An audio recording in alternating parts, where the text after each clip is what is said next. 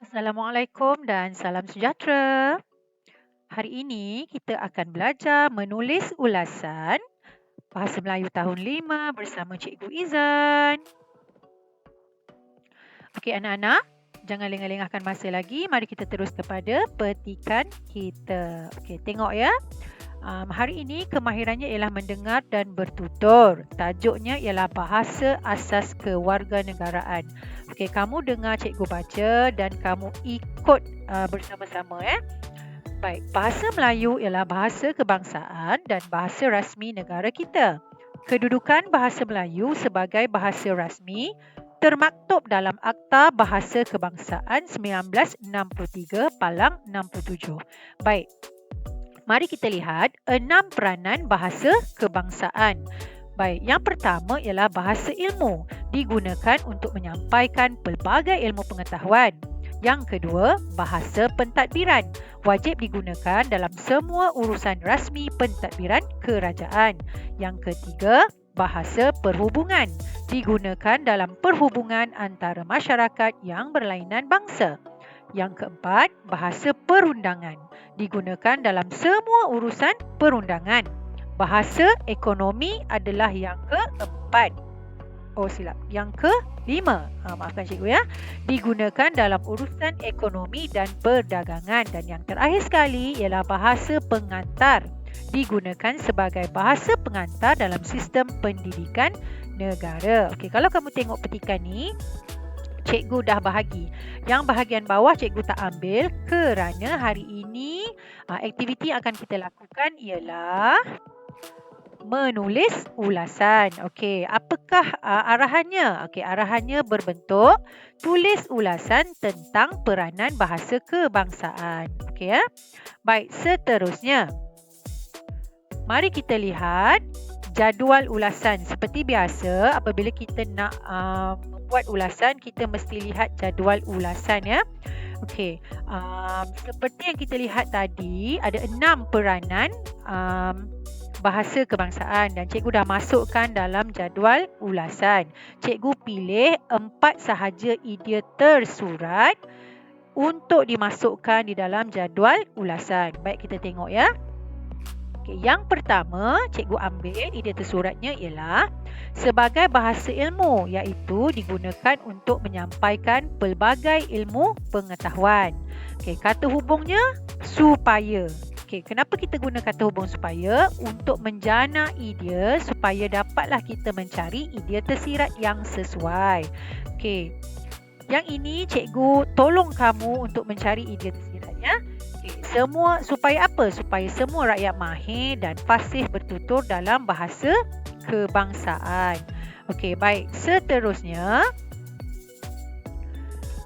bahasa Melayu juga digunakan sebagai bahasa pengantar dalam sistem pendidikan negara. Kata hubungnya agar idea tersiratnya dapat memartabatkan bahasa kebangsaan. Okey, seterusnya, sebagai bahasa perhubungan antara masyarakat yang berlainan bangsa.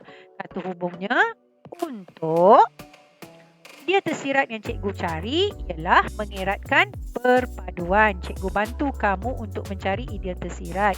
Kerana ini adalah kali pertama kita menulis semula ulasan ya setelah lama kita ber-PDPR. Okay, yang seterusnya, idea tersurat yang keempat, sebagai bahasa pentadbiran yang wajib digunakan dalam semua urusan rasmi pentadbiran kerajaan. Okey, kamu tengok cikgu hitamkan yang ini. Bermaksud kita hanya perlu mencari 3 sahaja idea tersirat.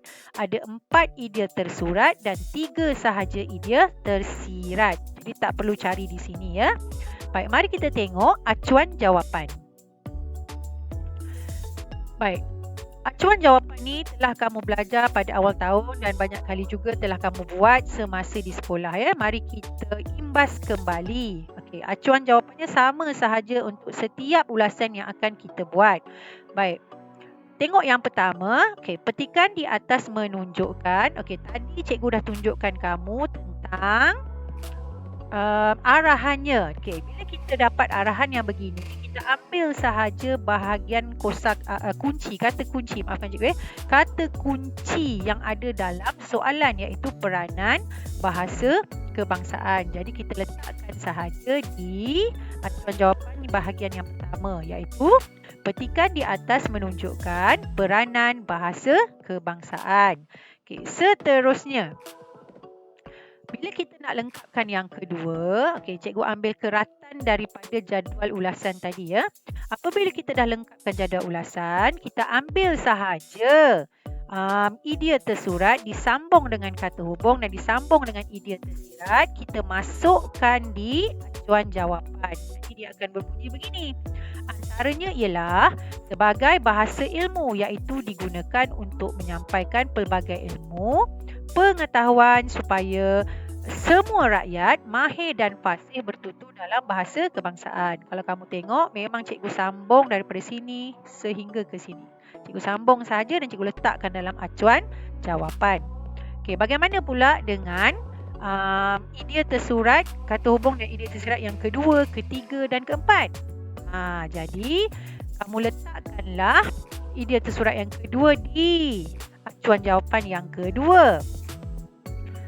Idea tersurat sirat yang ketiga, kamu letakkan di acuan jawapan yang ketiga. Dan yang keempat di sini. Okay, apa pula caranya untuk kamu buat yang terakhir? Pada pendapat saya.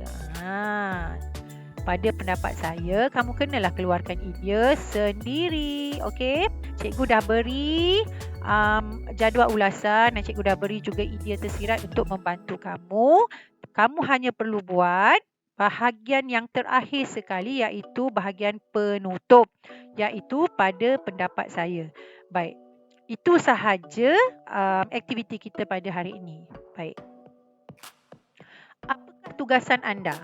Apabila kita dah belajar, mestilah kita kena tutup dengan tugasan yang perlu kita buat, betul kan? Okey, seterusnya kita tengok di sini. Okay, sila tulis ulasan yang lengkap berpandukan acuan jawapan yang kita dah bincang tadi ke dalam pautan Google Form yang akan cikgu berikan di dalam kumpulan WhatsApp kita. Okey, jangan lupa tekan butang submit untuk dikira sebagai kehadiran PDPR ya. Okey, yang ini cikgu beri bantuan awal-awal supaya dapatlah kamu memahirkan diri selepas ini untuk membuat ulasan. Baik. Kita jumpa lagi pada minggu hadapan. Kalau ada masalah, jangan lupa PM cikgu. Atau tak tahu ke bagaimana nak buat, jangan malu-malu. PM cikgu, call pun boleh. Okay, bye.